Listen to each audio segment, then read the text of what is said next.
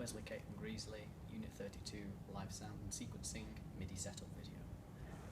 To start with, I'm going to take a USB out from the back of my Lexicon Alpha audio interface, which takes audio information and turns it to digital information for Logic to process and vice versa, so that you can play sound out of speakers. And to test if that's working, I can see that there's a blue light on the front, and I'm going to go into Logic, Preferences, Audio, and I can see the output device and the input device are registered as Lexicon Alpha input. Next, I'm going to take a stereo speaker cable, jack to XLR, and I've only got a mono, well, I've only got one speaker, so I'm going to use the left XLR, get into the back of the monitor. There we go. I'm going to take the left jack and plug it into the left of the stereo output on the back of the Lexicon.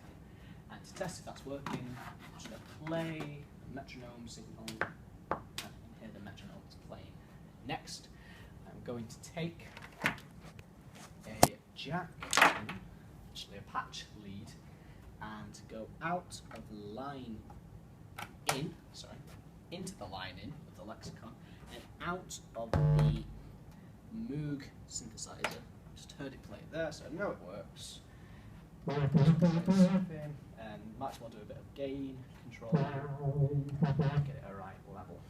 Next, I'm going to take another USB and take it from the back of the QX49 MIDI keyboard controller and into the back of Mac, into Logic, another USB there. That gives it power, so I can see it's turned on. Just to check if it's working, I can play a note, and I can see that the information has been registered in the transport bar at the bottom of Logic.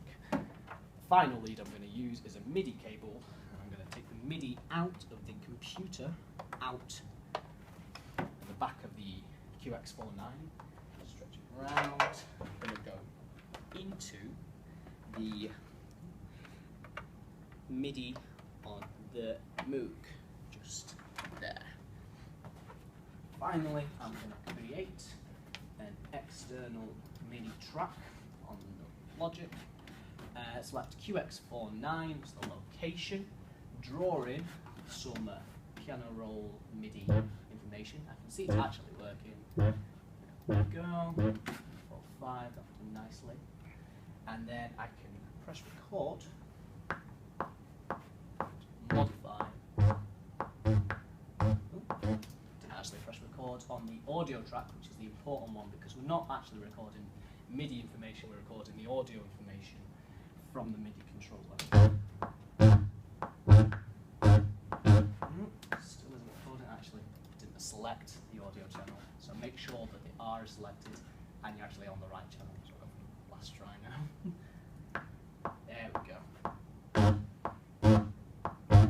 And you can see the audio information has been recorded. Just to check, I'm going to mute the MIDI track and just let the audio track